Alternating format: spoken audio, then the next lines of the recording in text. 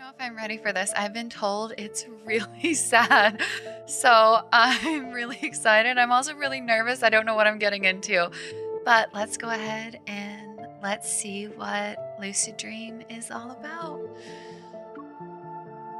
At the far end of the shelter, our paradise has long since closed its doors. Oh no. Okay.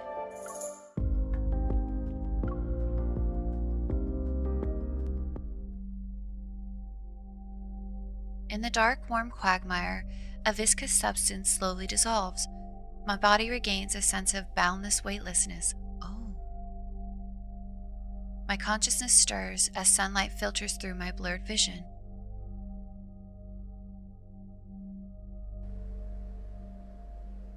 Is it a dream? Where am I? This place feels familiar. How did I end up here?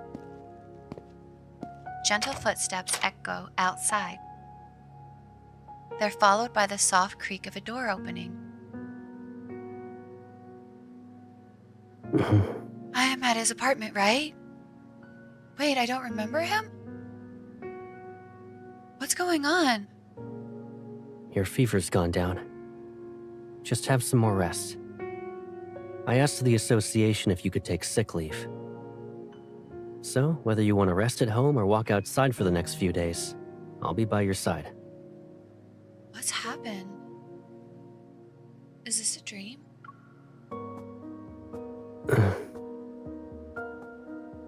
Sunlight streams over the windowsill, yet the familiar face before me appears as if he's submerged in dark water. Am I so sick that I don't know what's going on? It's okay. It's okay if you forget. Oh my goodness. Even if you don't remember anything, I can always say it again. What? If I don't... Whoa! What have I gotten into? This is how the myth starts? You guys, what has happened? Why don't I remember? He lowers his head and gently grasps my hand, his gesture almost tinged in reverence. I'm Caleb. I'll always be... You'll always be what? A buzzing noise suddenly fills my mind and overwhelms other sounds. I shake my head and touch my forehead. There's a thread-like crimson wound on the inside of my arm. Do I have a chip in me? Did they put a chip in me? My mind feels sluggish. It's as if something important that shouldn't have been forgotten was buried beneath a veil of empty ambiguity. What happened?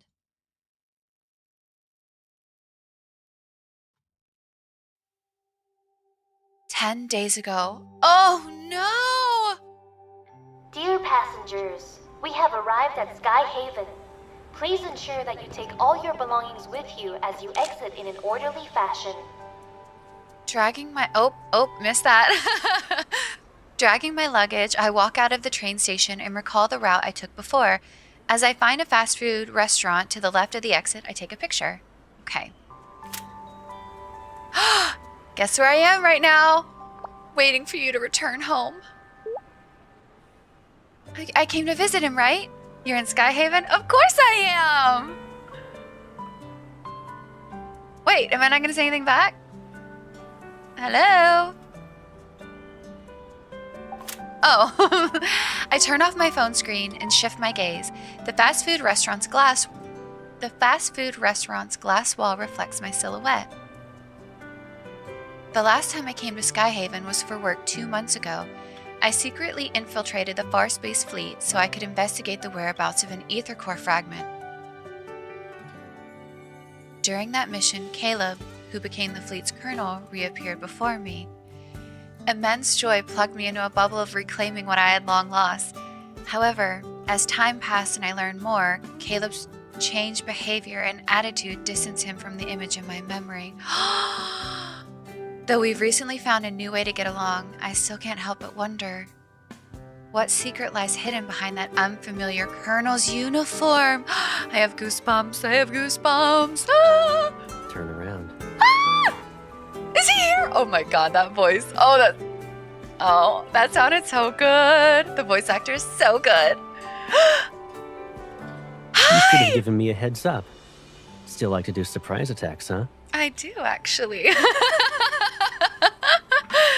You always appeared in Lincoln without telling me in advance. Why can't I do the same thing? But you were quick to show up. Caleb, you already knew I was visiting, right? Is he keeping track of me? Or maybe I was so excited after I saw your message that I stepped on the gas. Oh, stop. It's so cute. It's so cute. It's so cute. It's so cute. Speeding and knowingly breaking the law? I hope you know what your crime is, Colonel. Yeah, I know. I was waiting for you to arrest me. Oh my goodness. They're so cute when they flirt like this. Caleb takes the luggage from my hand and gestures for me to follow him. Have you eaten yet? I was planning to drop off my luggage at the hotel first. Caleb, aren't you supposed to be on duty today? What about you? You got a day off and decided to take a trip to Skyhaven? I did, because you're so special. Half a month ago, the Hunters Association assigned a special mission.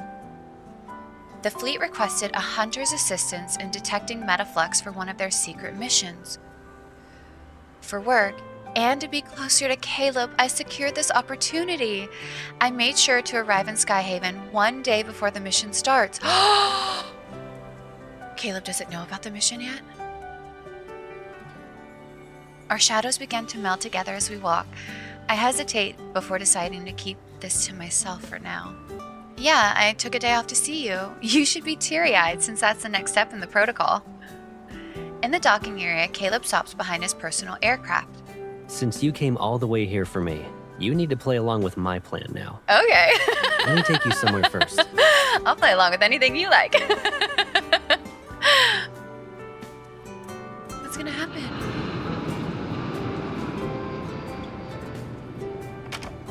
Of course we're going back to his house.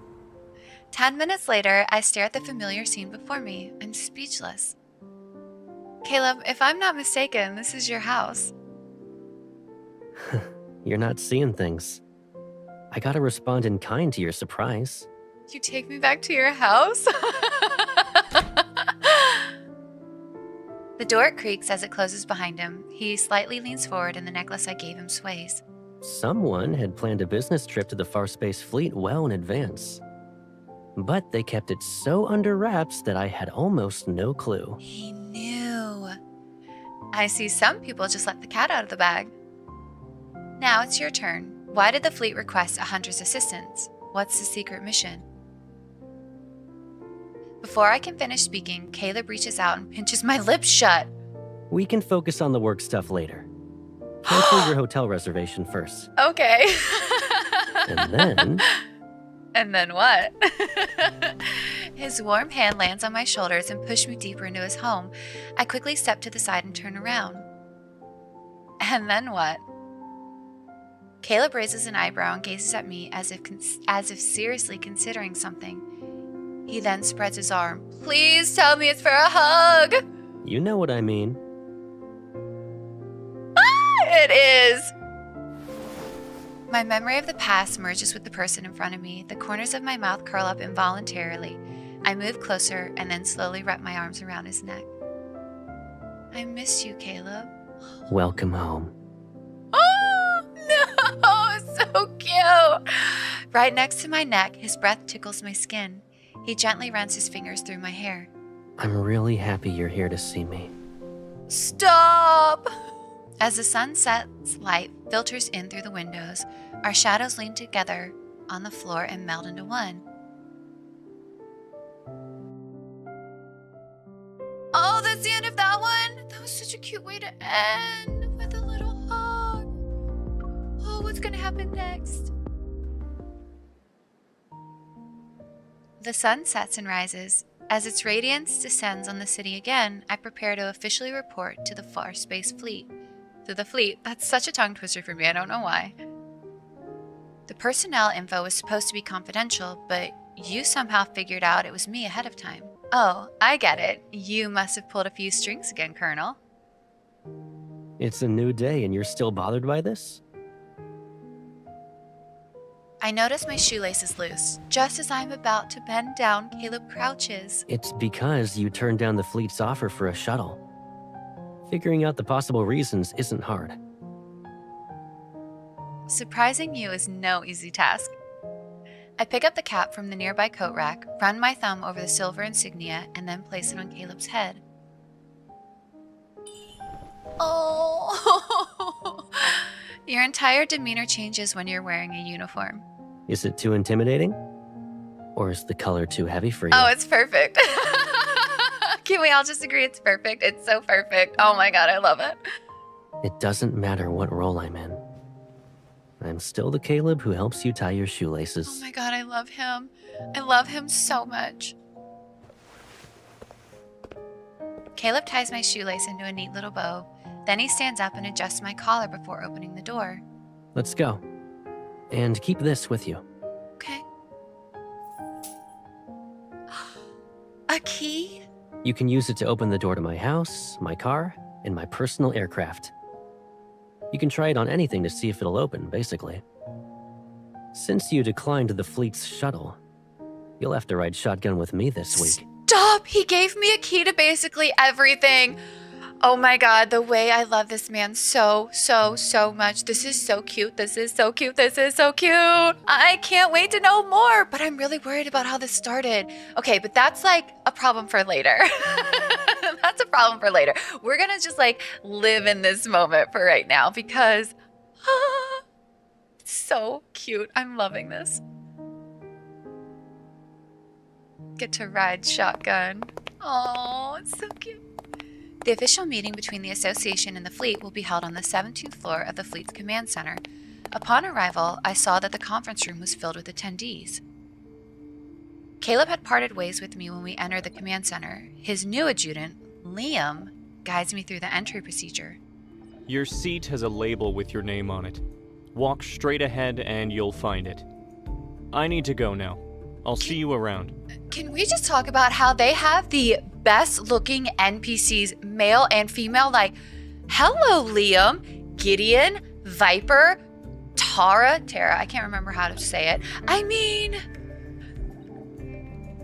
Infold, you really love us. They really love us. Like, look at that. Liam's very handsome, and I love his little, like, scruff there.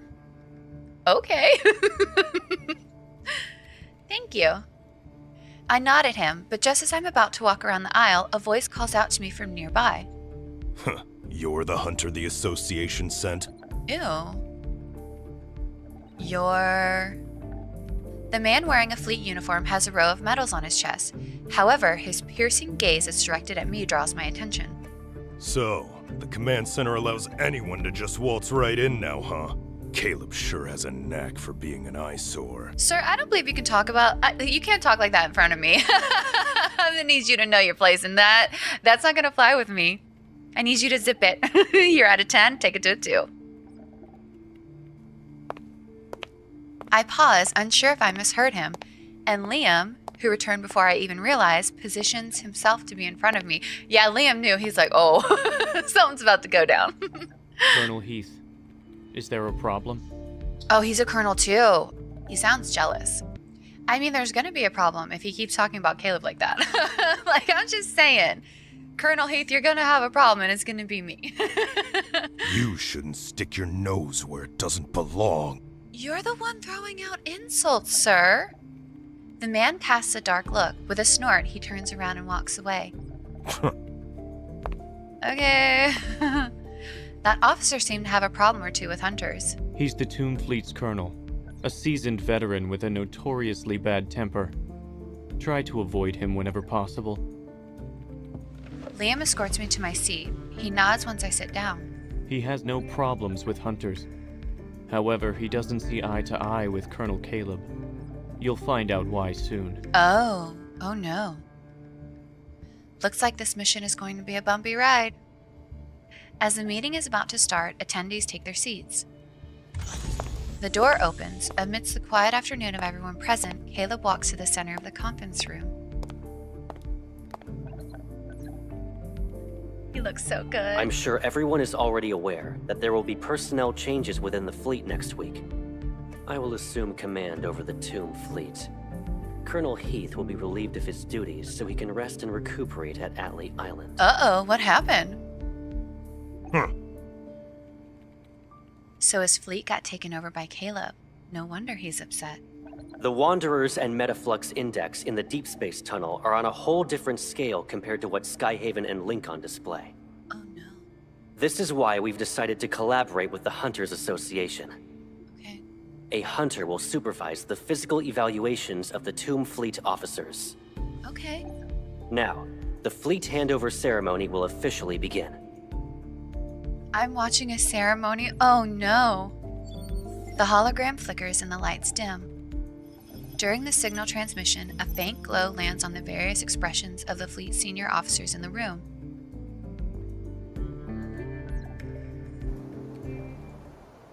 Oh. My first day at the fleet's command center ends with various transfer procedures. In the evening, Caleb and I decide to meet at the runway. What's taking him so long? In the night's dense fog, Caleb's figure slowly appears, but behind him is... Colonel Caleb, why are you in a hurry? You're not interested in the upcoming banquet? Oh no. The handover ceremony is complete. Whether I stay or not, you should be on your way to Atlee Island. Caleb's gaze sweeps past me and he stops a short distance away. Well, I'd like to give you some advice, young man. Okay, this is... I know how you got this position. You're just Lucius's pawn, planted here to infiltrate the fleet. Oh, this is bad. Just like how you took over my fleet. He can easily replace you with another sad pawn tomorrow. I mean, honestly, Colonel Heath isn't wrong. In the fog, the man takes a step. A year ago, I was standing in your shoes. In other words, you've been abandoned, Colonel Heath. Cold. Ooh, yikes. I might be an abandoned pawn in his game, but not in someone else's. Kid, why don't you consider giving yourself a way out? Oh no. Once you're off the ground, the only path is forward. Have you gotten so old, Colonel, that you've forgotten what you once learned? Oh no, this is so bad. Atlee Island's been experiencing lots of electromagnetic storms lately. Even the sturdiest aircraft could be torn to shreds. Worry about yourself first. Oh no. I appreciate your advice. So let me remind you of something. Watch your step and keep your eyes on the road ahead. Until next time. He is no nonsense. Yep. Yep. The man seems furious. He attempts to stop Caleb, but his hand suddenly stops midway and droops down in a peculiar position, as if it's frozen in place. Caleb's using his evolve. What's gonna happen now? Blocking Heath's line of sight, Caleb strides over. When his gaze meets mine, genuine joy lights up in his eyes. It's so crazy how he can go from being like, it's almost like split from being so serious, so intense, so no nonsense, aggressive, like I'm gonna get you, to this genuinely joyful man who's so excited to see you. It's so crazy. When did you get here? You must have been waiting a long time. Come on, let's go home.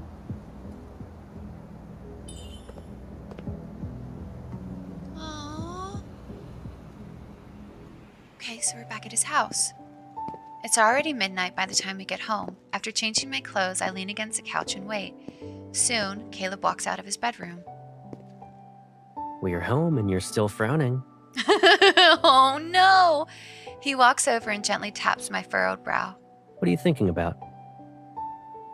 It seems that a certain colonel has his fair share of struggles managing the fleet. I scoot over to make room for him. I wonder how I can ask him about the confrontation on the runway. After today, I think I understand why you need a hunter's assistance. This Colonel Heath doesn't accept you at all. While this situation looks like a fleet merger, it's really more of a one-sided takeover by you. Oh? But he's on his way out, so he's not worth stressing over. The real concern is the person pulling the strings behind him. They don't want you to control the Tomb Fleet. and that person is an actual threat to you. What appeared to be an infighting with the fleet could get much more complicated if a third party jumps in. Oh, I missed it. That's why the Hunters Association is involved. The higher-ups will try to clamp down on any schemes to protect their secrets. Meanwhile, you should be able to take over without a hitch. It's only been a few months, Caleb. You're definitely stepping up your game. I narrow my eyes as if I'm closely examining him. Caleb can't help but chuckle and passes me a nearby cushion. Likewise. It's only been a few months, but someone's really been honing her people reading skills. Oh, it's so cute. It's so cute. What about you? Who's supporting you? Isn't that person you, Pipsqueak? You're keener and more skilled this time. Even your muscles look more toned. Oh, I will for sure support you. Caleb leans in and the light casts a shadow under his eyelashes. The cushion remains between us. But you still look a little worn out. Have you been feeling tired lately? We lock eyes and my fingers glide over the cushion to rest on his hand. I hold it. Caleb, no matter what your next move is, I've got your back, so tell me, what do I have to do during this process?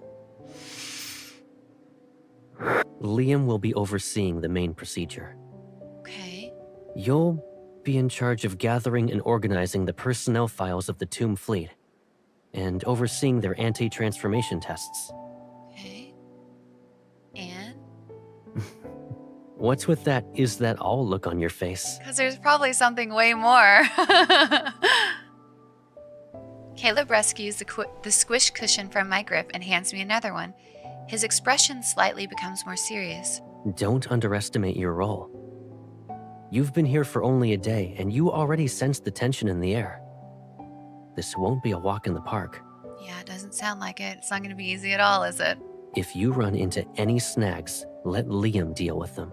Okay. Is that so? I raise my eyebrows at him, and Caleb bursts into a fit of laughter.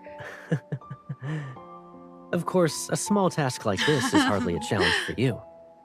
Guess I'll just kick back and see how it all plays out. Perfect. That's more like it. Choosing not to dwell on the tension he mentions for now, I shove the cushion into his arms and give him a thumbs up with a smile. I'll make sure to protect you, poor helpless Colonel, from getting fired. Oh, okay. There's so much going on. So someone is super pissed that Caleb took over as the fleet colonel. I mean, Heath is mad about it, but also there's someone behind him pulling the strings. And the way this started, I have to put that out of my mind. I just want to experience, and then we'll think about that, we'll think about the event where I lost my memory later. Okay, what is 3 gonna be like?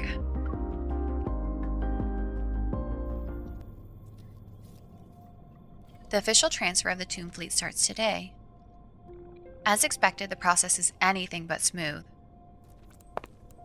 Number 3997, Vice Captain of the Tomb Fleet. You've served over 5 years, is that correct?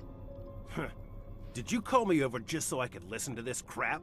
Wow, everyone here is so friendly. They're all so nice. Under the cold blue light, the Tomb Fleet officer across the glass wall is strapped into the interrogation chair. I put him in the chair like I got put in? Oh no! His expression is filled with contempt. Yeah, I bet it is. Who wants to be strapped in that chair? Nobody.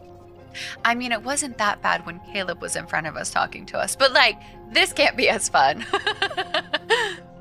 Then let's cut to the chase. After the transfer orders were issued, the fleet arranged a medical examination for all officers. Can you explain why you chose not to participate? Who doesn't know what this examination really means? You think everyone's itching to turn into a monster? What? You think that we want to turn you into a monster? What does that mean? Put a chip in him or something? Monster? Are you talking about the Turing chip? Oh, you probably don't know, being a hunter and all. That chip is just the beginning of their twisted modifications. Oh no. Let me be clear. There's no way I'm doing that examination. I don't care if it's about modifications or that chip. I'm not doing it. I don't blame him. The fleet's real big shot will return soon. Let's see how long your monster colonel can keep this up. Wow. Your monster colonel. These people keep pushing MC's buttons. Like, you can't be talking about Caleb like that in front of her. Sir, I need you to know your place. I need you to get back in your lane. And that lane is not insulting Caleb. The interrogation light switches off and leaves behind a faint, swaying shadow. The big shot. Could they be the person who poses a real threat to Caleb? I collect myself and lower my head to move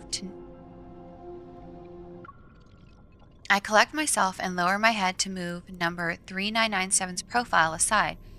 Under it are old medical examination reports from some members of the Tomb Fleet. The same person shows completely different results after being transferred to Caleb's fleet and undergoing the medical examination. The chip rewrote Kevy's memories, and now it's causing a drastic enhancement in these officers' physical capabilities. Is this all so they can be modified? Oh, this is so bad. You guys, this is so bad. This is so bad.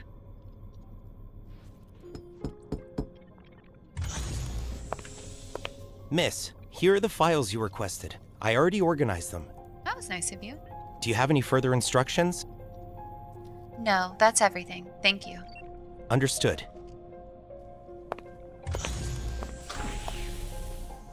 This guy, 3 days ago. No! I'm not taking that exam! I'm not going! Release me! Caleb can only pull this off because he has someone's backing! You monsters! Nobody wants to be like you! Oh my goodness. Not only has his physical capabilities enhanced, but his personality has been also altered. What exactly are they trying to turn people into with this modification? Oh no! I get up trying to find that officer so I can get more information. But when I open the door, I'm stunned to see Caleb standing right there. What happened? Why in a hurry? Removing his hand from the door handle, he shifts his gaze to the end of the corridor. You need something from that officer? Oh no. If I ask Caleb about the modification now, he probably won't tell me the truth. I should find more concrete leads. That way, when I confront him about this, he can't dodge my questions. It's nothing important. I realize I forgot to ask him for another file, but it's okay. I'll get it later. Caleb's eyes fall on the open examination reports. I lean against the edge of the desk, trying to gather up the files behind my back. Shouldn't you be in a meeting right now? What made you stop by? Caleb's focus stays on the stack of files. After a moment, he raises his eyes to meet mine again. I see someone looked into my schedule. Oh! The meeting ended early. I was passing by and thought I'd bring you some snacks. He's so cute. He offers me the small paper box he's holding. It's filled with bite-sized fruit tarts. He's so sweet. He's so sweet, you guys, but like, what is going on here? Light refreshments from the meeting. You probably need them more than I do after working the whole day. By the way, you'll be having dinner on your own tonight. No! There's another urgent meeting? Just some minor stuff about the fleet merger. I'd rather take care of them myself. Oh, that makes me sad. Nodding, I accept the desserts, yet Caleb remains where he is. I pause and then open the box. I hold it out to him. If you're not in a hurry, do you want to eat some? It's okay. Take your time. I'll get going now. He's gonna leave. Wait, Caleb, how long will the meeting be? Caleb's gaze drifts over my shoulder and lands on the electronic clock on the wall behind me. I'll pick you up at 9.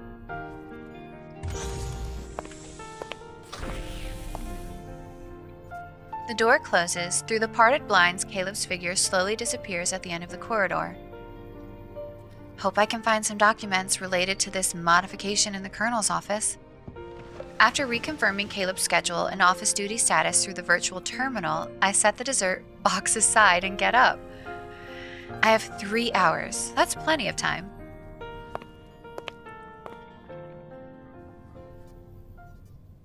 Oh, no. Liam and Caleb are in the meeting. In the corridor outside the Colonel's office, I take out the key Caleb gave me. It actually works.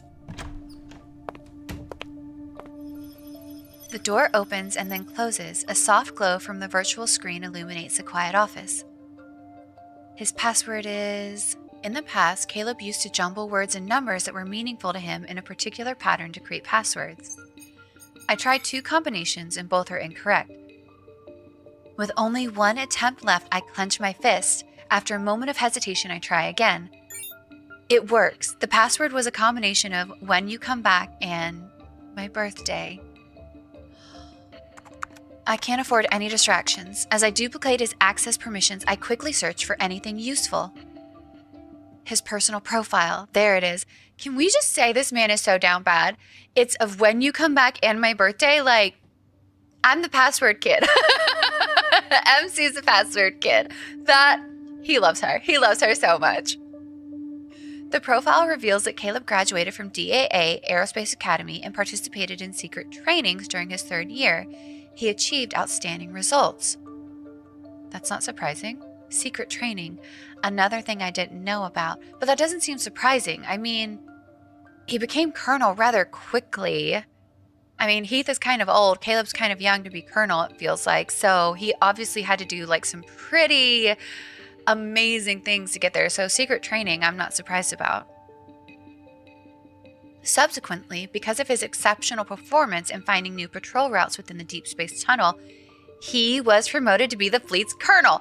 I literally just said that. Yeah, I don't know why MC was like surprised about that. Recommended by Professor L, Professor Lucius. So this person indeed played a role in Caleb's joining the fleet. The Caleb depicted in this profile is nothing like the person I know. And in addition to the unfamiliar resume, there's also a full body scan image. It is gradually revealed second by second. In the part that's already visible, his right arm is marked in an abnormal shade of blue. I zoom in on the blue area and notice how the bone and muscle structure are different from his other arm. This is what they're referring to as modification, the arm from painful signal. Just as I'm about to take a closer look, the system abruptly shuts down. The account is forcefully logged out. A notification appears saying that the device's login permissions have been revoked. Please re-verify your identity. Have I been discovered? Oh no! Taking a deep breath, I quickly delete the terminal usage log. When I turn to leave, my clothes snag onto the drawer and yanks it open. Inside the drawer, a small rectangular object rests atop a pile of paper reports. Chip implanter for clinical trials only. It's the Turing chip. Without hesitating, I hide the implanter in my shoe's secret compartment. When I close the drawer and get ready to leave, the door opens. No! Oh no, oh no, oh no, oh no. What are we gonna do? What are we gonna do? Oh no. We're caught now. In the dim room, the brim of Caleb's cap casts a shadow over his gaze. He slightly tilts his head. Why are you waiting for me here? You took too long. I was getting impatient. That justification sounded absurd, even to me. My palms begin to sweat, but he just grins. Is that so? Oh Let's no. get going then. The meeting ended early. Time to go home. Oh no. His eyes almost unnoticeably drift over to the now dark virtual before he turns and holds out his hand towards me, but I don't move. What's wrong? Aren't you going to ask me? About what? About why you're in my office? Or whether you found the thing you were looking for? Wow.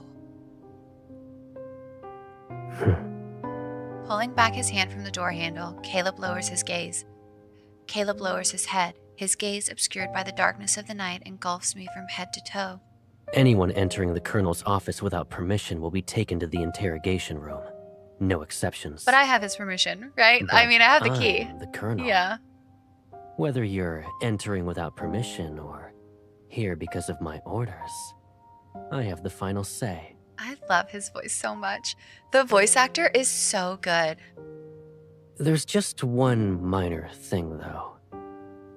Any intrusion and duplication of system permissions will be reported straight to HQ.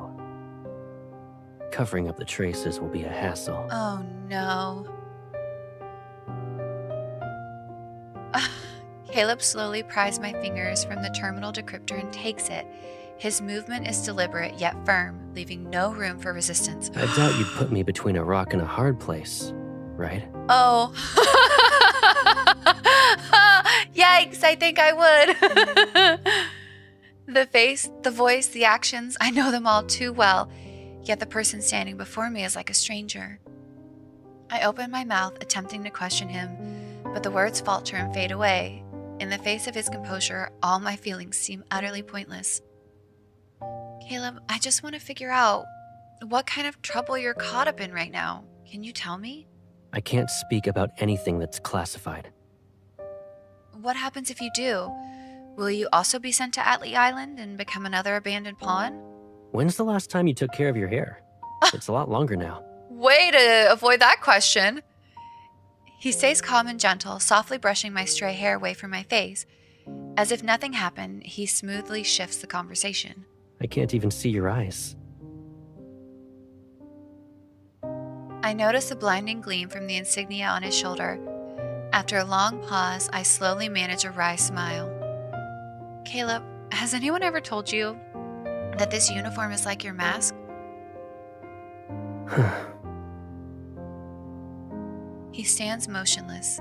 The door is right there, but we're locked in a standoff, unable to move past each other and leave. Let's go home. He does seem like it's like when he has that uniform, he's a completely different person.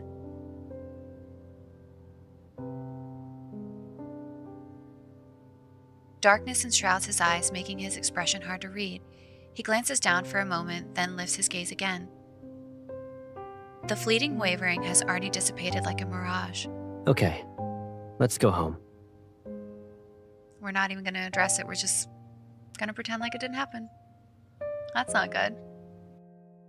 Oh no! Yeah, that's not good. That's not a great way to leave things. Hopefully we'll talk more when we get to the house, is what I'm hoping. Oh no. I love this background though. This is beautiful. Alright, what's gonna happen next?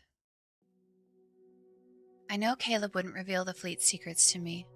He once said he would have been abandoned if he didn't join the fleet. He didn't want me to suffer that pain again, and also admitted that he's always been this cold, distant, gloomy person, whether affected by the chip or not. I can't tell which version of him is the real Caleb, but I know he's the most important person in this world to me.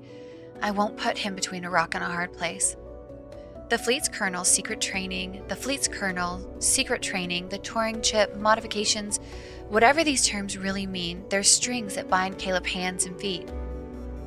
These strings compelled him to reappear before me, and one day, the unseen hand controlling these strings will pull him away from me once more. Oh, I just got goosebumps. Oh no.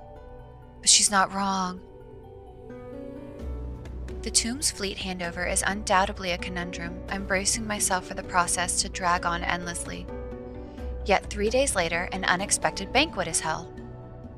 What? Oh. As music fills the air and glasses clink, people approach Caleb every now and then to offer their toast in his honor. I never thought the handover would progress so smoothly. Oh. Will you also present the survey report at HQ next month, Colonel? There's a bright future ahead of you. Congratulations. Thank you. After dealing with another officer who came for a chat, Caleb finally puts down his glass and walks to the corner where I'm standing. Oh my. It's only been a couple of minutes and your hair's looking a little messy. Where did you go? What a nice thing for him to say. He gestures for me to lower my head, then he removes his gloves and leans in to carefully adjust the strands of hair near my ears. The ornate mirror beside me catches a transient glint. It's from the hairpin Caleb gave me before the event. I imagined how good you'd look with it when I bought this. And I was right. You're Stop! Oh my god, he's so cute! He's so sweet. Do you like it? Of course I do. His fingertips brush against the back of my ear. It makes me shiver, but I don't flinch. And I don't say anything either. From your earlier conversation, the handover of the Tomb Fleet went well? So you've been paying attention to what I say. Well, you're correct. But until the day before yesterday, most of them were unwilling to cooperate. My gaze sweeps across the banquet hall as I silently savor this peace I haven't experienced in a while. There are no biting remarks or sarcasm. Amidst the soothing music, the faces drifting by are peaceful and somewhat unfamiliar. Are you asking me where Colonel Heath, Tomb Officer number 3997, and all those who opposed the handover went? Oh, did he get rid of them? Did they all go to Atlee Island? Surely you figured it out by now. They're right where they should be. They won't disrupt us or cause you any more stress.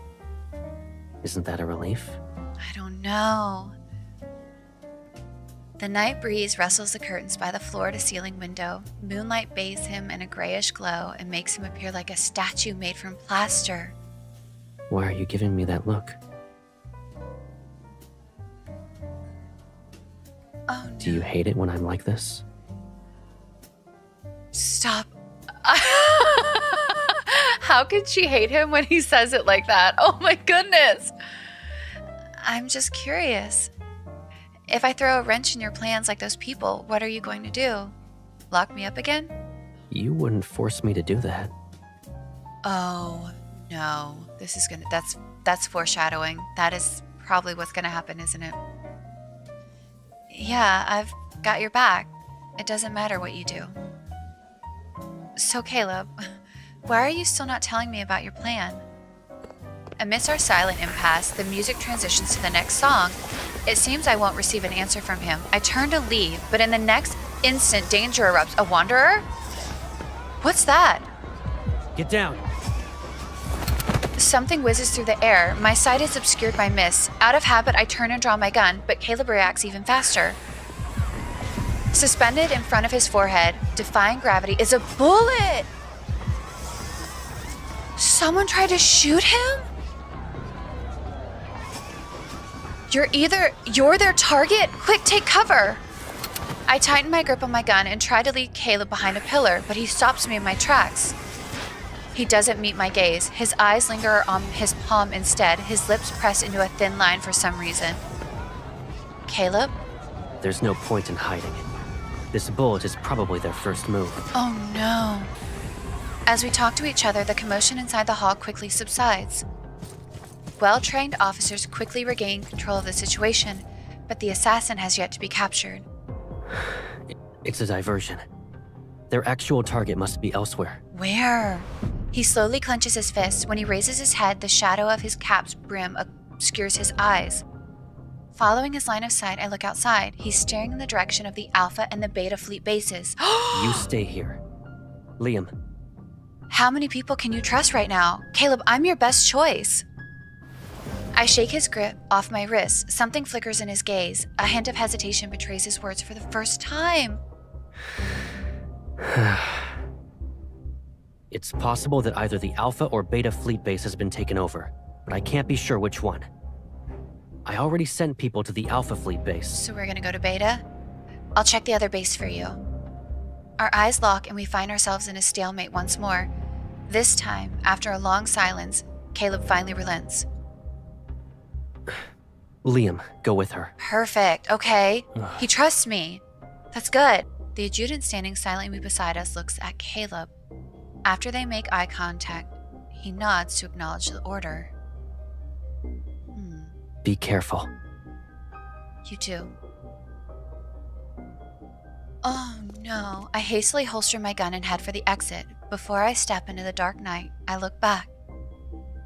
Caleb, you really do need me for this, right? Yes. Oh no, what is gonna happen? Alright, wait for my good news. Something bad's gonna happen. Oh no. This is gonna be so bad. It's gonna be so bad. The girl's figure fades into the night. She's heading in the opposite direction of where real danger lies. The veins on Caleb's neck bulge and then recede. He narrows his eyes at the bullet in his palm for a long while. He slowly tightens his grip around it.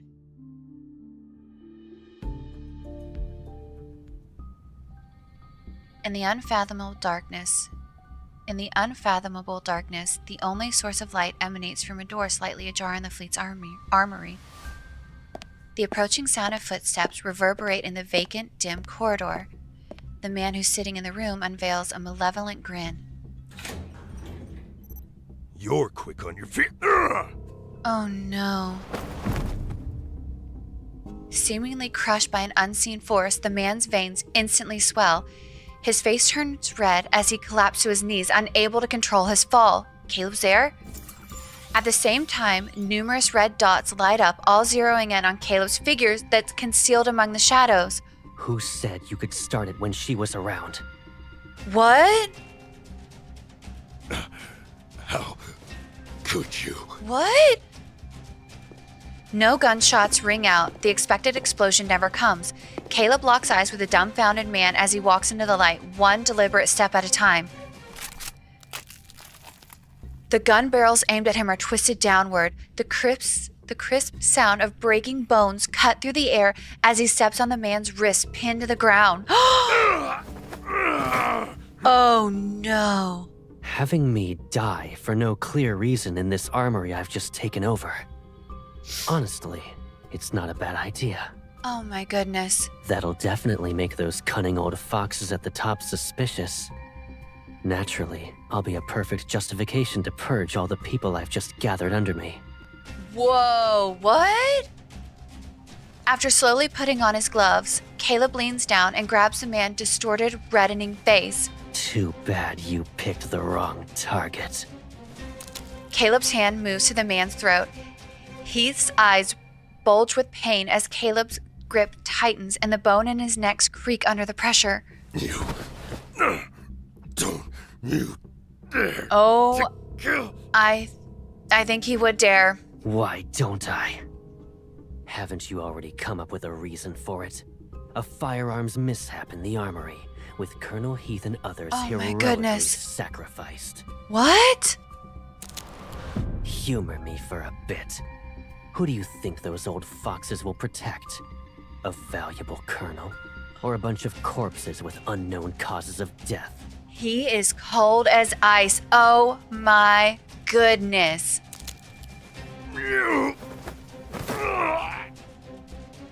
Is he dead? Colonel Caleb, it's been a long while. Is this Lucius?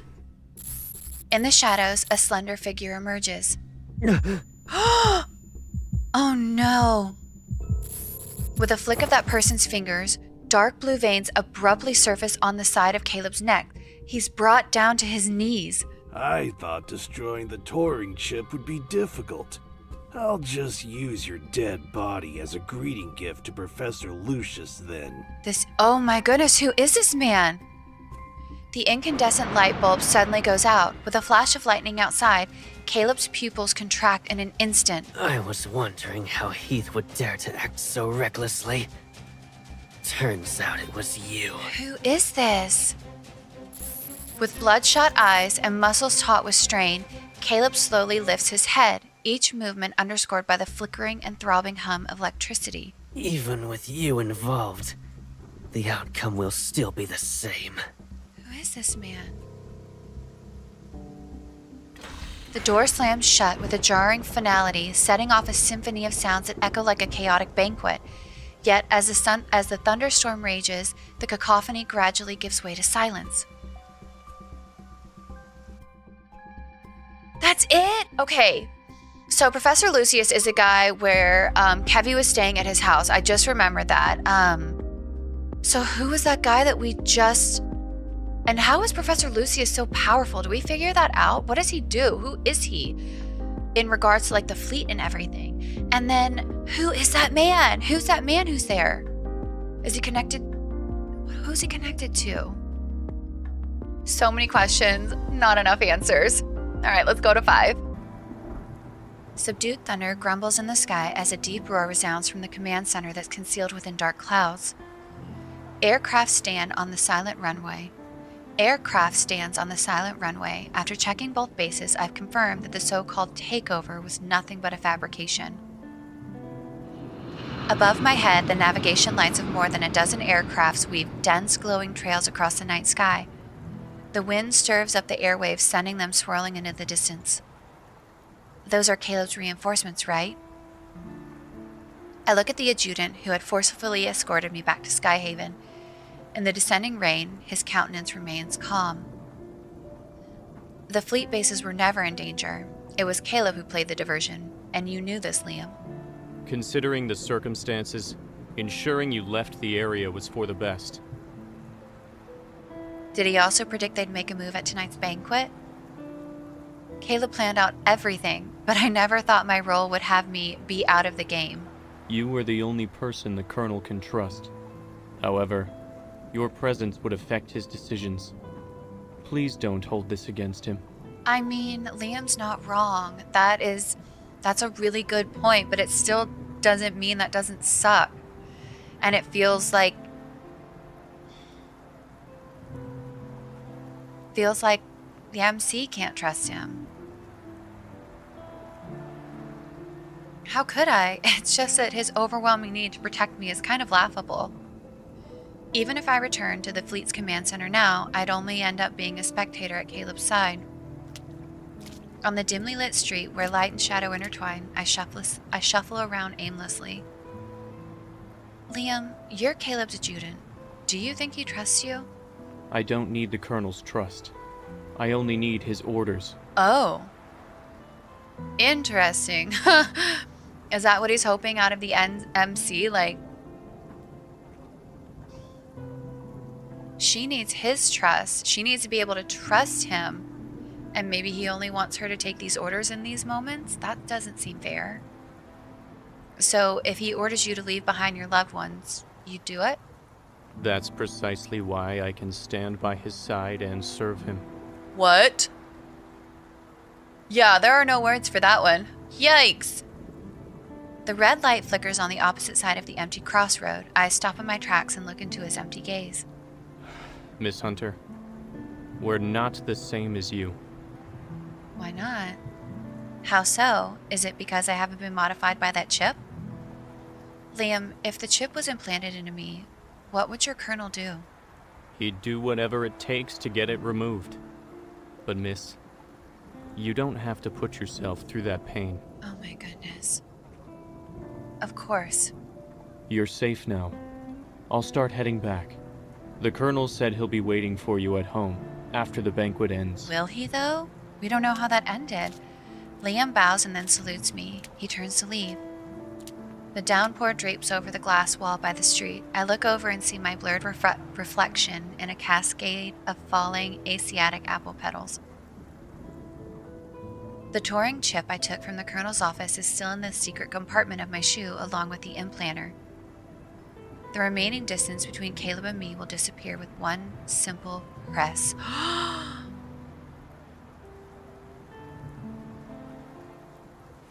The streetlights...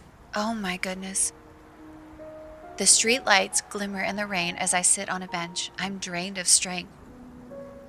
The implantation is quick and simple. There's just a faint trace on the inside of my arm. So that red wound that we saw in the opening sequence, that was from her having the chip removed? Hopefully. Faint trace on the inside of my arm. Why would she do that? This is my secret to bear alone.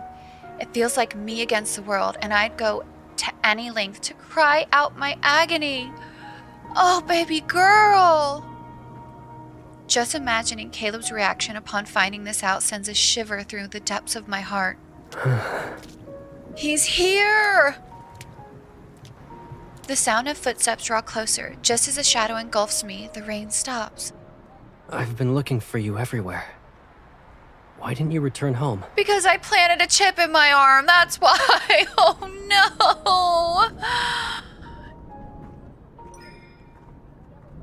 Liam shouldn't have left you alone in the street.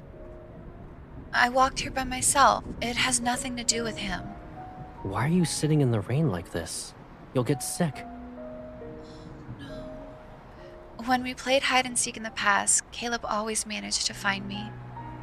But even if he finds me now, I can't bear the thought of going back to that place called home with him. Oh, this is breaking my heart. Stop! Caleb, look. Caleb, look. There are Asiatic apples in Skyhaven. I turn away from Caleb's face, letting my gaze drift to the line of blossoming trees that extend into the rain. There was an Asiatic apple tree by the train station near our old home. Every year when its petals fell, you'd be there to see me off before I left for Skyhaven. I didn't know you liked Asiatic apples. I probably only like them because of him. I don't. Because Asiatic apple flowers take you away from me. I don't like them. No one can take me away from you.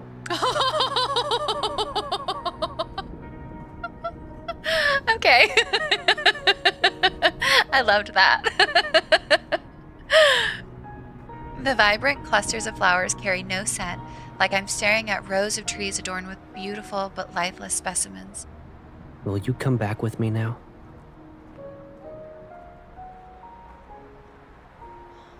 No.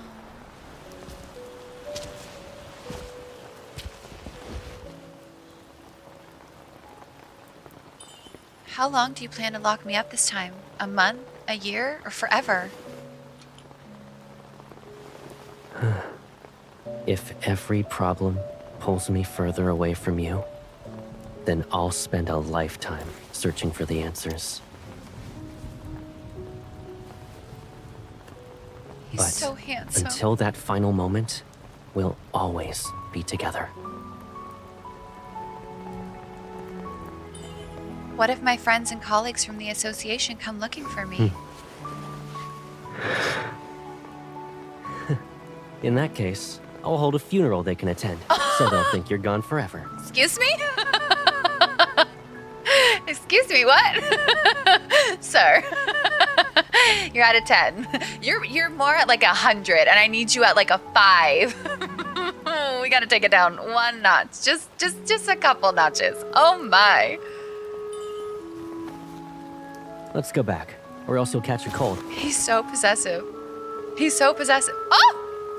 Look at his face. Look at his face. Oh my god, the way I love it. I have to take a screenshot of that.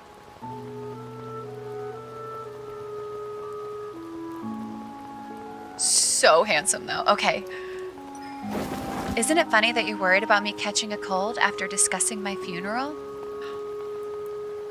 So, if I don't show concern as someone close to you, it doesn't count as being genuine?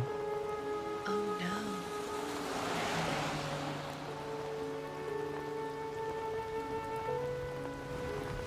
no. You can't convince yourself to hate me with every fiber of your being. Wouldn't you agree? I do agree, actually. It's so I'll hard. eventually find a way to make things right. As long as As long as what? you're by my side. Oh, it is so hard. Like, he is a walking red flag, but like, it's also endearing and like, he's not a walking red flag. There are just some things that are concerning. He's very possessive. He is very, like, borderline obsessive, but like, in a very attractive way. It works for him, but it's also a little bit of a concern, but you can't hate him. It makes me love him even more. Oh my god, the writing of this is so good. They did so good with Caleb. They did so good with Caleb. Caleb, I hate it when you're like this.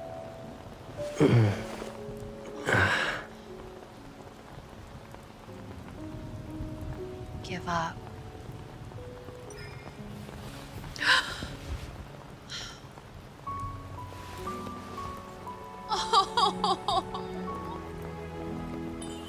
But what I hate most is how you're always able to make me change my mind. I'm sorry.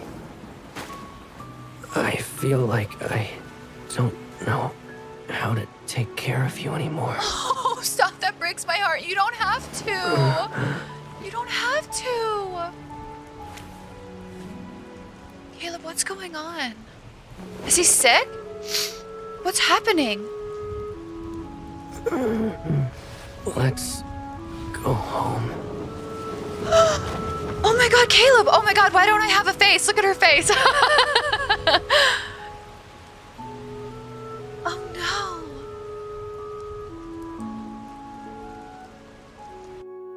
Okay. What's happening? Is he sick from the rain? Is it his modifications? Does he have a chip? Like, what is happening there? Also, I need a fix. I'm not gonna do the glitch anymore, so, because I don't like that she was missing a face, so I'm gonna turn it off, and then I'll be right back. Okay, let's get into 6. Hopefully she has a face again.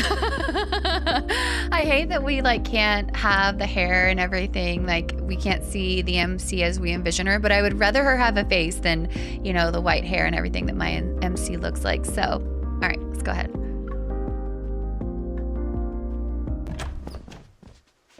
Okay. Given Caleb's current state, I can't entrust him to anyone in the fleet. I have to take him home. Without even drying off from the rain, I use all of my strength to bring him to the bedroom. As soon as I push open the door, his weight pulls me down onto the soft bed with him. Oh my gosh. I prop myself up, and my gaze is drawn to the crimson veins behind his ear. Warning. Emotional fluctuations have surpassed the threshold limit. Oh no, what does that mean? Amidst the deafening roar of thunder, he seems ensnared in a deep nightmare. In agony, he's pulling his collar apart. Don't take her away. Is he crying? He's sweating. He clenches his fist, his pale knuckles leaving a trail of blood. I quickly take his hand and press it against my chest. The crimson vein beneath his skin branch out from behind his ears. The crimson veins beneath his skin branch out from behind his ear, extend to his shoulder, and flow down his tense right arm. Commencing chip activation process. Executing mandatory erasure of neurons. What? Sweat soaks the hair on his forehead, dripping onto the bed sheet. Meanwhile, his body is racked with spasms. What do we do? Even though I'm unaware of what changes his body is undergoing, the scene before me is all too familiar. In the serene garden of that villa in Skyhaven, Kevy, who had recently lost his sister, went through a similar experience. This isn't good. I have to make it stop. What do we do? Steadying my trembling hands, I try to search for a button on his body, one that might not even exist. It's at this moment that he opens his eyes. The room swirls around me, and my back is slammed onto the bed. I look up to find Caleb's face drenched in sweat staring back at me. Caleb? My wrists are yanked above my head, pressed against something cold and stiff. It feels as if it's not his hands that restraining me, but rather a lifeless machine. Why are you struggling? Oh no. Are you scared of me? Right now? Do I feel like a stranger to you? In this moment, I'm guessing so. He leans down, his damp hair catching the room's cold light in the room. Drops fall and trickle down my collarbone. Program complete. How could you possibly understand my guilt and sin? Oh my goodness. The pressure pinning me down finally eases. His body slumps onto me. Only his right arm continues to twitch in some rhythmic pattern.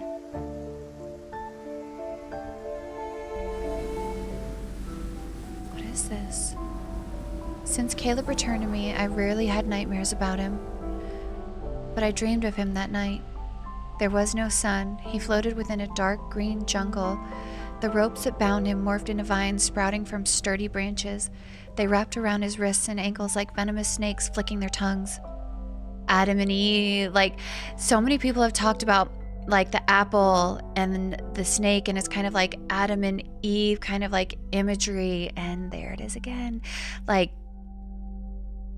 except it feels like it's turning the trope on its head. Like Caleb is always the one offering that temptation, pressuring that temptation, I guess. I don't know.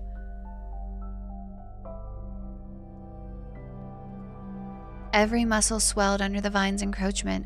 Tiny hair-like thorns pierced his skin and greedily siphoned nutrients from his flesh. They then injected new toxins into his nerves. His body trembled like a beast caught in a trap, struggling against the restraints that only grew tighter with every move. Finally, he crashed into the dirt, buried by leaves carrying the scent of decay. A wilted leaf fell down slowly. It covered his hollow eye socket. The jungle devoured his body, leaving him as a withered tree choked by its grasp. Oh my goodness.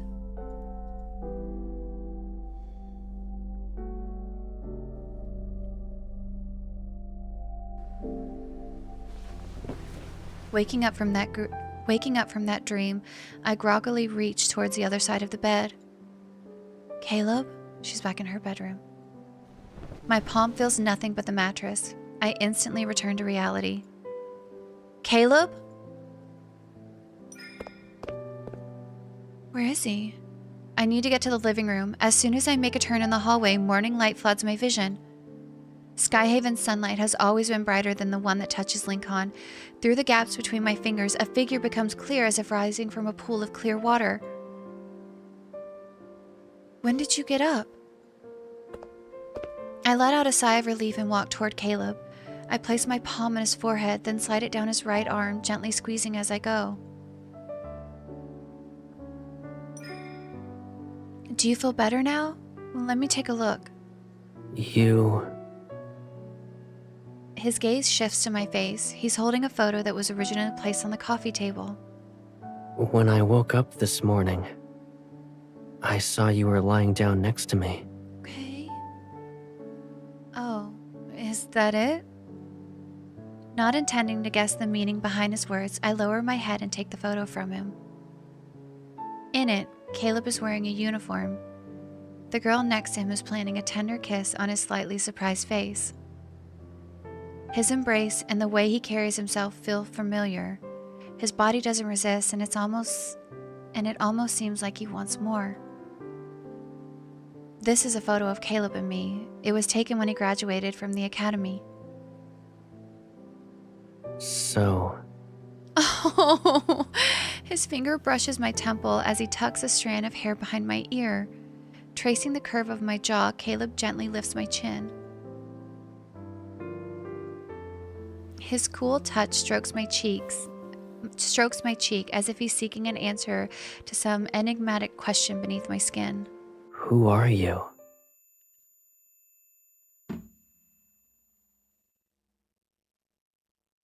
Stop right now. No. No. No. He doesn't remember us.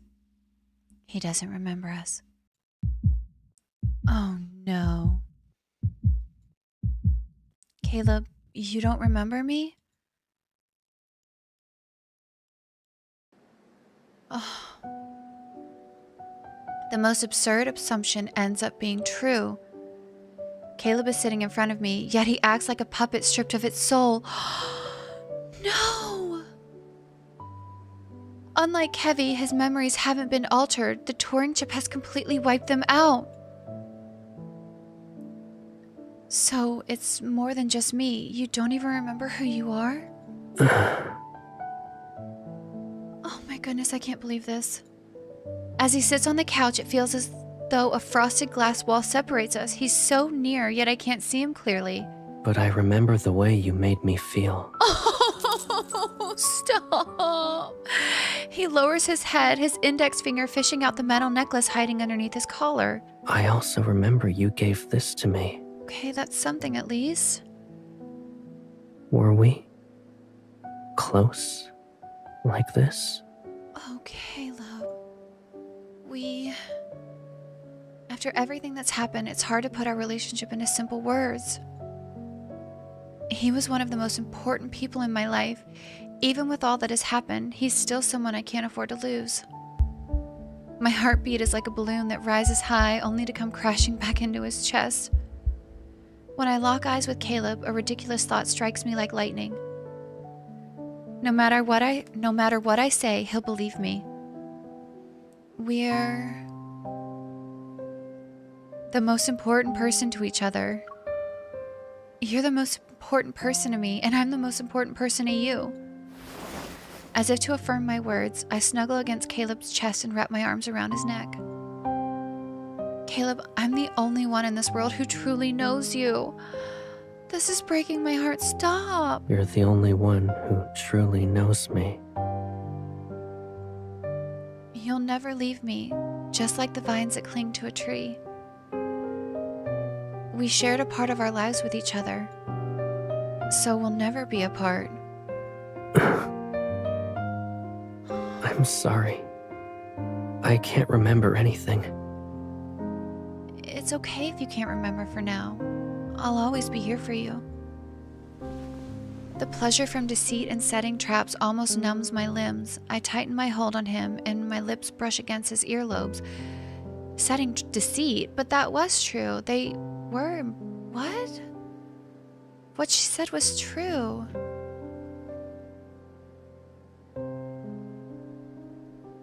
Just like what you've done for me.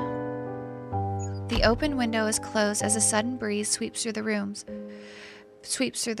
Our shadows intertwine and blending into the flickering darkness, mingling with the shifting patches of light on the floor. Caleb, can you promise me something? From now on, you won't go anywhere else. Oh no, now we're being just as bad. He wanted to trap us in our house, and now it feels like we're trapping him. Oh no. Caleb, can you promise me something? From now on, you won't go anywhere else. You'll always stay by my side. Is that okay? After a moment's hesitation, the chill touch of his arm seeps through the thin fabric of my clothes and settles on the small of my back. The tightening force devours the last bit of distance between us. I promise.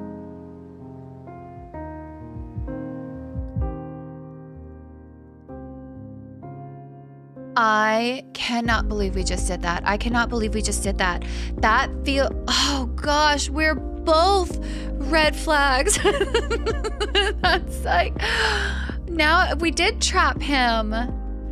We're just trying to like lock him away almost like he did to us is what it feels like. Oh no. We both just want to protect each other, but we're doing it in the wrong ways. The amnesiac Caleb was like a blank page in a book, the result of an error. And if that someone must rewrite him, then that person was me and me alone.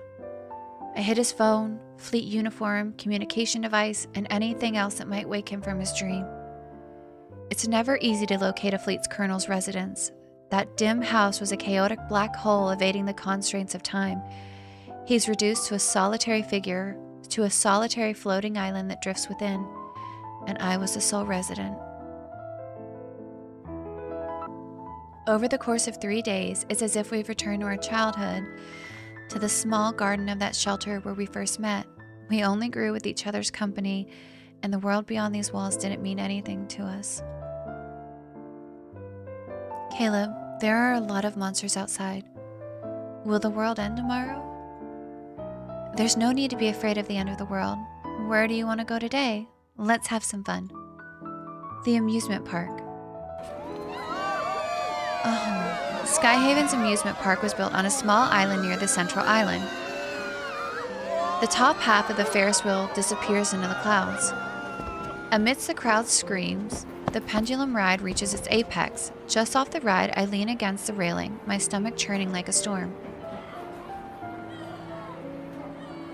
Aren't you supposed to be a deep space hunter? Is it safe for you to hunt in deep space when you're like this? Oh my god. Caleb crouches down in front of me as he holds the ice creams he just bought. I didn't have breakfast today. Besides, suppressing a sudden wave of nausea, I lean in and take a quick bite of the ice cream in his hand. It's just a title. That doesn't mean we're hunters in deep space, or we go into deep space to hunt. So, if you're a deep space hunter, then what am I? This is so awful. You're... Standing up and letting out a sigh of relief, I place the puppy-eared headwear I'd been holding on Caleb's head. Then I hook his index finger with mine as we walk into the bustling crowd. You're the sidekick of a deep space hunter.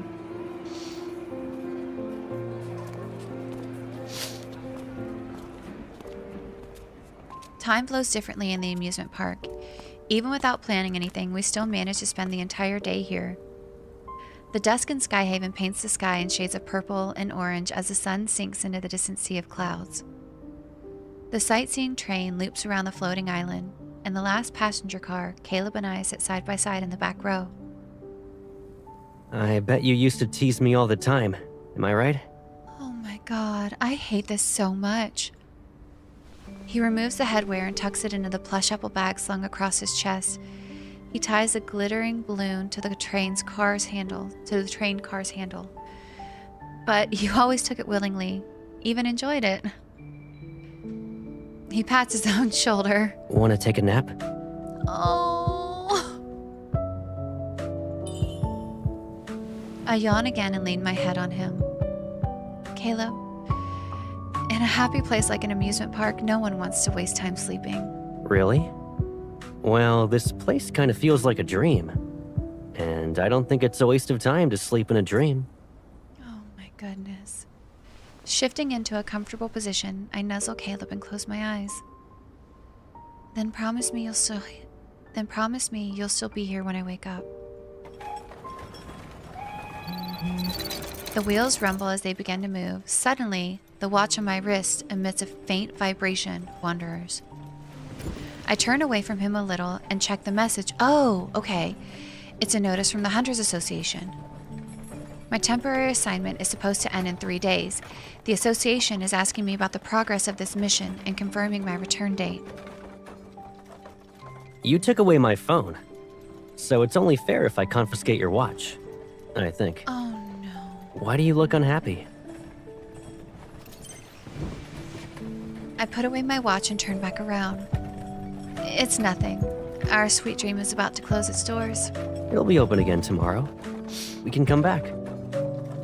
The clouds in the sky look like a flowing oil painting. Right behind Caleb is the fleet's command center on the central island's highest point.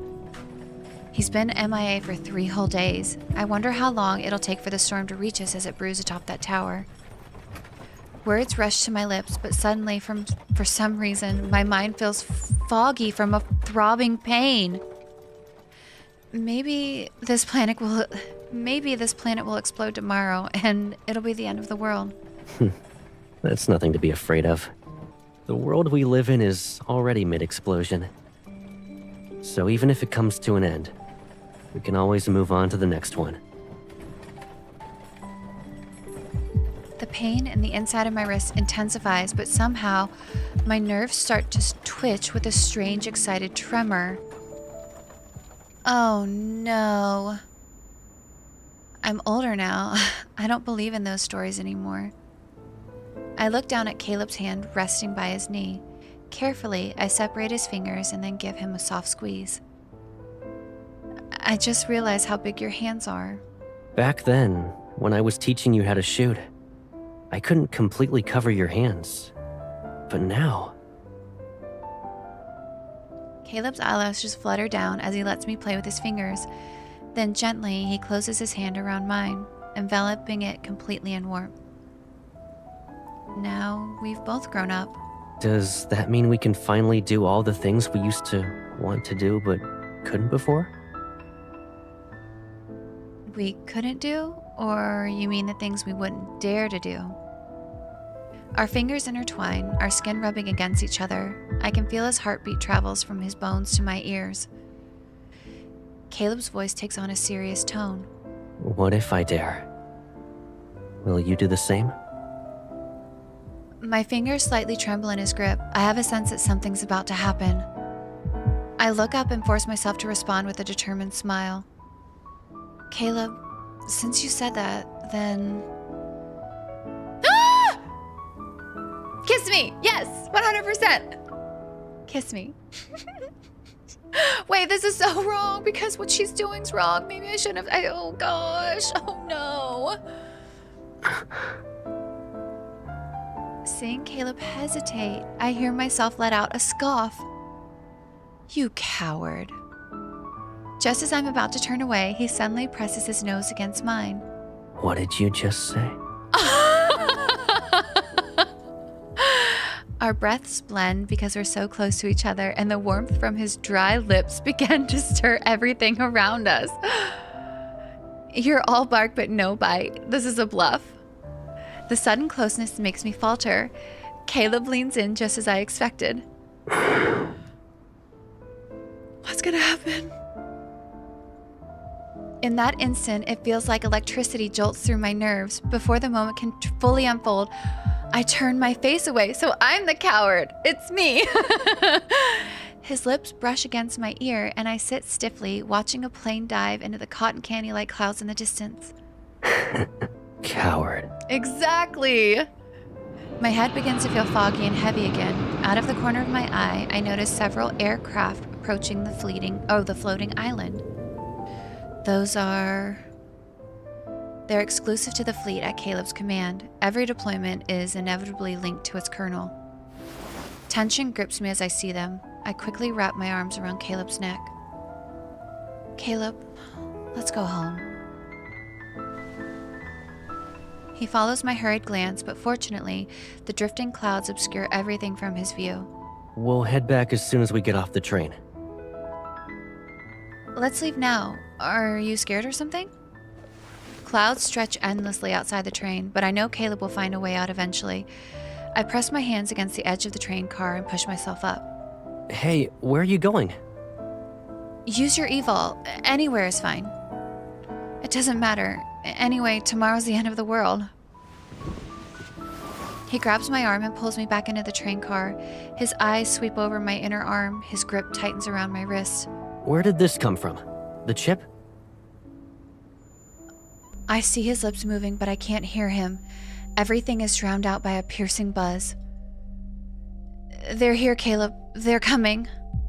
My body feels lighter, and the sweltering heat vanishes into darkness, drenched in a cold sweat.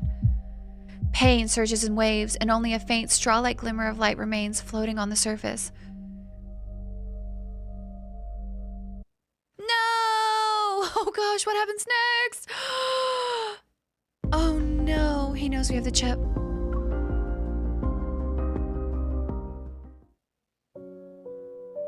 My body no longer feels like my own. The searing pain courses through my nerves, burning me from the inside out. It's as if I'm being rewired with cold, ruthless precision, as if by a scalpel. Erase, organize. The relentless buzzing in my ear makes me want to scream, yet, amidst the excruciating pain, something is gently pressed to my lips. I bite down instinctively, and a metallic taste spreads across my mouth. When I regain consciousness, my hands and feet are bound to a bed. I can't move. The familiar cold light hits me. I am in the fleet's infirmary. Why did you bring me here? You need to control your emotions for now. What? Caleb. He's back in his fleet uniform, wearing that same unfamiliar mask-like expression. You remember everything? Since when? When we were at the amusement park? Or even before that? I haven't even asked my questions yet. When did you get that Turing chip implanted? Oh, he's mad. Blood rushes to my head and my sanity fractures under my shaky nerves. Cold sweat pours down as I bite my lip to keep from crying out. Let go of me. My struggles are futile to him. Caleb removes his gloves and gently rubs my swollen lips with his thumb. Don't hurt yourself. Rest. The surgery is being prepared. The pain will disappear soon. To take out my chip, maybe? What is gonna happen? The pain deepens with each throb of my nerves and my vision starts to blur again. I'm almost collapsing in his arms, but I refuse to give in. Oh gosh. Oh, this is so bad. Ever since we reunited, have you been enduring all this? Why didn't you tell me? If telling you the truth means watching you willingly get caught up in this mess, then I would have never shown up in your life again. No! Don't say that. That's awful. Caleb, I don't understand. They changed you, treat you like a pawn, and make you do those awful things. But you belong with me. You're the person I cherish the most. How could they do this to you? You're not feeling well, Pipsqueak. Please, just rest. When you wake up... When Caleb isn't paying attention, I quietly undo the restraints. What are you doing? I push him away, slip off the bed, and stagger to the door. No one can take you away from me. I'll bring you to a place where no one can find us. Oh my god, they are so much alike. They are so... Oh, this is so bad. I feel as if my body's out of control. When the spinning finally steadies, I find myself stumbling and sitting down by the door. Behind me, Caleb walks over. He looks grim.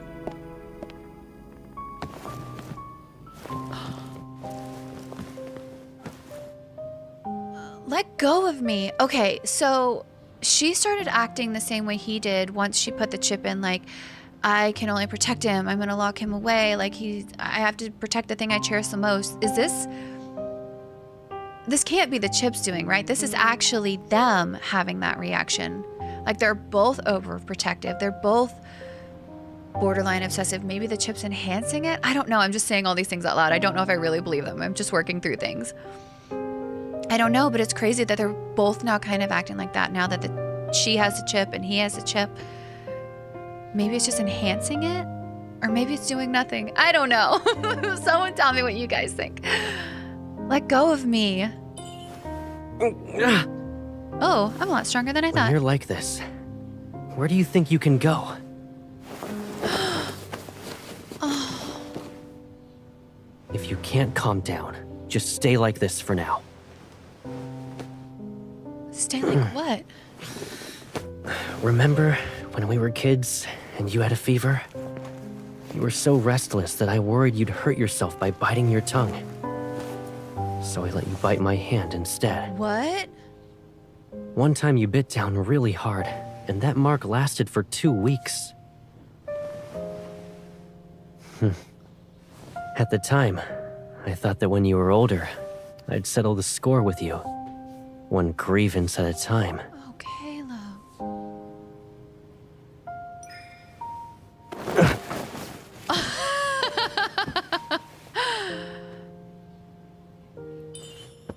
Now I'm the one who'll settle the score with you. What do you want? Oh no.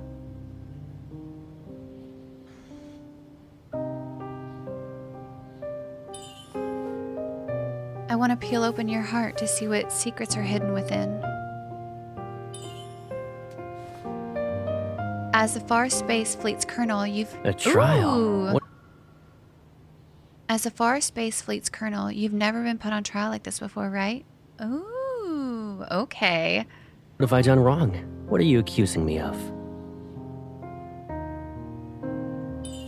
You killed my Caleb.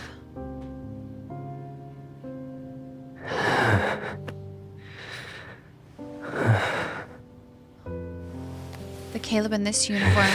I don't like it. So we're gonna take him out of the uniform. Oh! Oh! Oh my!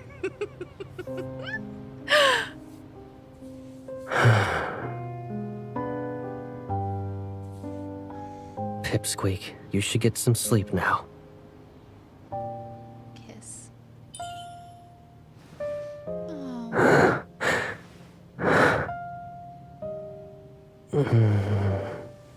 This is so awful. Look at you. You're like a sinner who's confessing. Then can you carry a little of this sin too? Don't leave me in this loneliness any longer. Oh my god. Stop. Stop. I can't. I cannot. This is the way he was so gentle and just did that. Stop. I can't. I can't. I can't. I can't. Oh no. Can you carry this in too? I mean, okay. Since you asked so nicely.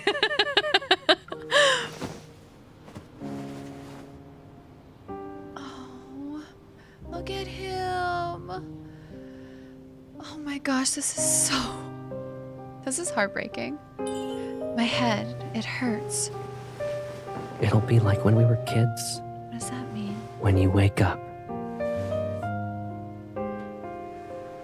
there won't be a trace of pain or any memory of it left behind. What does that mean? Behind the glass wall, Liam watches the girl as she lies on the device. The neural scan projection shows a red area spreading from the chip. It indicates that less than 10% of her body is affected by the corrosion. Forcefully dissolving the chip will erase all memories formed since its implantation, and it could cause irreversible damage to how her brain remembers things. Oh no. The worst outcome would be that she loses all her memories. Do you still want to proceed with the surgery? Oh no. Oh no. Yes. Oh no. He presses the execute button and maneuvers the device to push the girl into the extraction pod. Liam hasn't checked his chip modification progress for a while, as it's been a long time since he last lost control of his emotions. Most of his memories with his wife were erased during that initial struggle. No. The only fragment that remains is the image of the tears she shed when they last saw each other. You guys, this is so sad. Oh my god, this is so sad. I want to cry. He knew he should have cried too, but his feelings were like rusted old machinery. They rigidly froze his outstretched hand. The chip has been successfully dissolved. Oh my goodness. The user memories have been erased.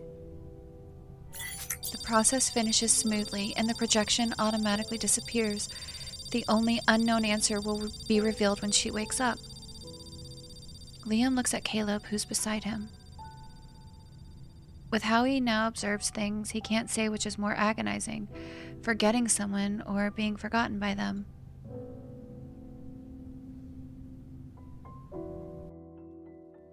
My gosh, we have one chapter left. What is going to happen?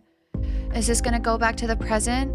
And it's going to be like us, are we back in the present now? Oh no.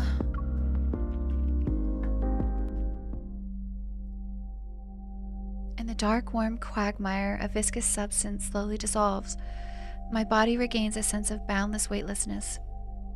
My consciousness surges as sunlight filters through my blurred vision. Yeah, it's right back at the beginning. I cannot believe this. Gentle footsteps echo outside.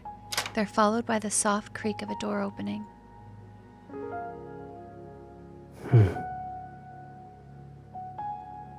After a long while of trying to place it, I finally recognize the face before me. It seems to emerge from a hazy, water-like blur. Caleb. Sunlight spills a reddish golden hue into the room. As I lift my hand to shield my eyes from the glaring sunset outside, Caleb leans in to block the light for me. I asked the association if you could take sick leave. So, whether you want to rest at home or walk outside for the next few days, I'll be by your side. Okay. My head feels heavy and foggy, as if I've lost some important fragment of memory.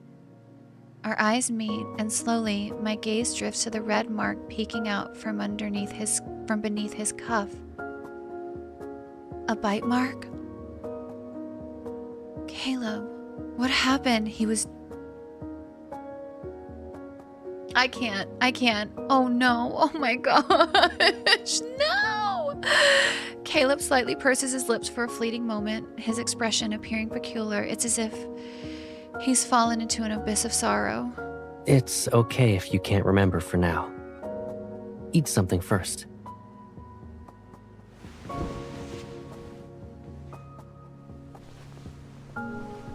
He helps me up, tucks a pillow behind my waist, and sits on the edge of the bed. He's holding a bowl of porridge. The millet? The porridge is thick and fragrant, perfectly cooked. I take a couple of spoonfuls from his hand before turning my face away. You don't want more? I don't feel like it.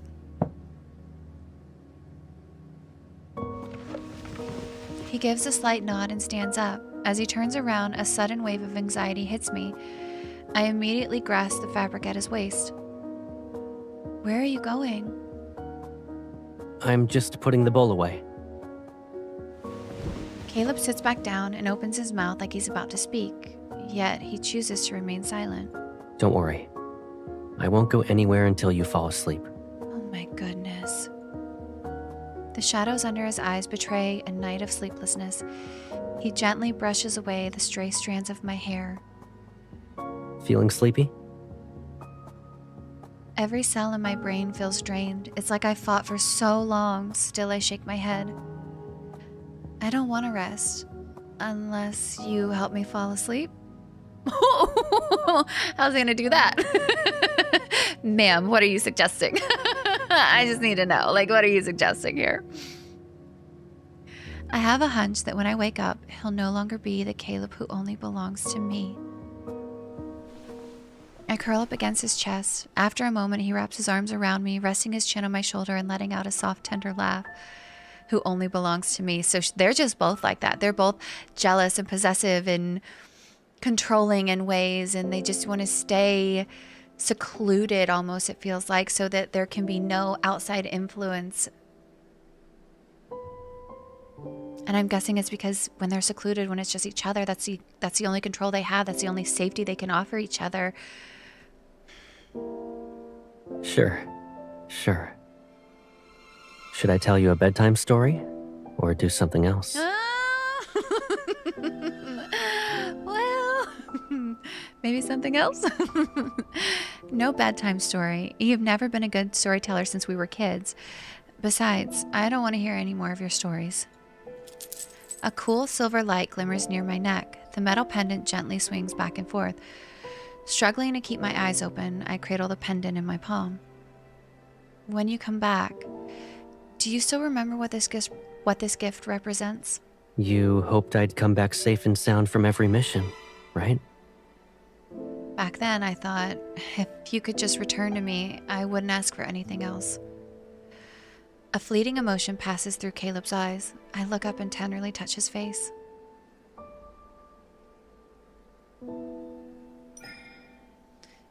Caleb, you'll always stay by my side, right?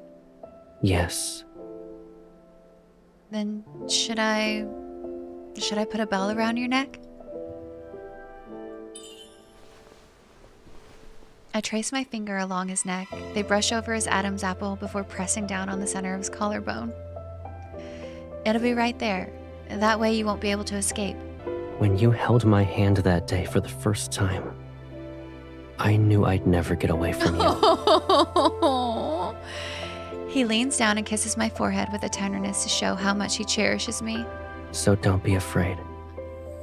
No matter what happens, I'll be here for you. Stop! Now, time to sleep. I smile, settle into a comfortable position in his arms, and close my eyes, holding his hand gently. What's gonna happen? Oh, I'm gonna dream about the amusement park? What Caleb doesn't know is that the dissolution of the Turing chip didn't erase those memories completely. Even long after, I still remember every absurd story I told him during those 3 days, the misplaced kiss amidst the clouds, and the searing warmth of his skin. However, this little secret exists in those 3 days. It must wither and decay, buried in the soil, even if we were to fall and get devoured in that dense jungle. The amusement park is closed. Dreams are meant to remain within the realm of dreams.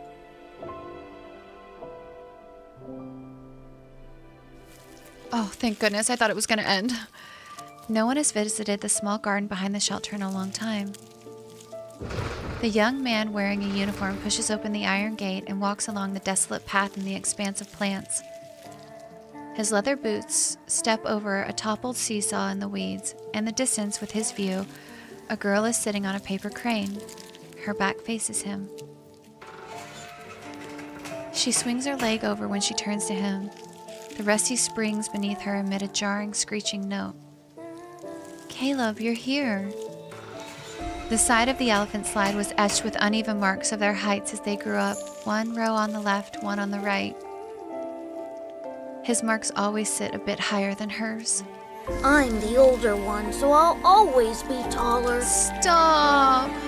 And because I'm older than you, my hands are bigger. I'll start school earlier too. I'll always be a step ahead. That's just how it is. The boy's voice fades away. He looks up and sees his 11-year-old self climbing that tall tree near the building for the first time. He sits at the treetop. He draws out a paper crane from the window using his aval and brings the girl from inside the building to the window's edge. He times it perfectly. He peeks out from under the windowsill and extends his hand towards her. He asks if she wants to come along with him. This abandoned place with overgrown vegetation is their first paradise. But the wind sweeps away those lingering echoes of the past. Hide and seek is over, and she appears before him from the swirling darkness. Caleb, how come you're always the first one to find me? Her voice pierces his heart like a jolt of electricity, a lingering affliction he can never quite heal. It's also the source of his fears, his retreats, and his darkest thoughts. She stands at the end of everything, drawing him in. Gravity warps into a black hole around her. He clasps his right arm as though offering a solemn gesture of devotion.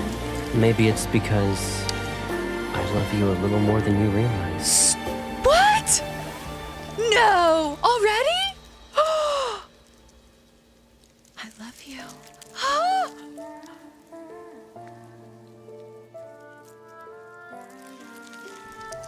Oh my goodness, what? In the zero-gravity lab, the young man's body floats under the cold light, suspended in almost a primordial state. Tiny currents of electricity crackle in the air and slither into his mechanical right arm. The partial modification that's been completed is still under the Turing chip's control. However, we can't access the chip's records of Caleb's memories. What? Has the chip been damaged? Despite Caleb not being the perfect subject, they've sacrificed a great deal to obtain him. If the Turing chip in his body suffers any damage, the long-hidden plans will be in vain. The chip's integrity is at 93%. It appears he's purposefully sealed his brain rather than damaging it. The patrol data we input disappears whenever it reaches a specific area. Oh, interesting. It doesn't get rejected or intercepted. It vanishes as How does he do that? It's being pulled into a black hole. Yeah, oh my goodness, he's using his aval to do it. Yes. How troublesome. Humans are inherently flawed, making us indecisive and hesitant. Okay. Only by erasing these weaknesses can we become invincible. Wow. If we don't tackle this area, we'll never be able to achieve a complete modification to him. Is there another way? The Enforcer inputs another string of characters on the control. After a moment... Found it. Found what? This area was encrypted with multiple layers, so there must be a key to unlock it. What? There's likely only one key, and it's probably a one-time use. No. The old man nods, giving one last glance at his great work before turning to leave the room. Then let's find it, no matter the cost. Oh no. That's the end! Oh my goodness! That's how we end! Oh my goodness, I can't believe that. That was so good. And it was so tragic, and it was sad, and you learned so much about Caleb and the MC and how they each treat each other and favor each other and cherish each other. That was really good. That was It was better than I thought it was going to be. I don't know. That was way better than I thought it was going to be. I knew it was going to be good, but it exceeded those expectations. This has been so well written. He is such a well written character. I can't wait to hear all your guys' thoughts in the comments. All right, until next time.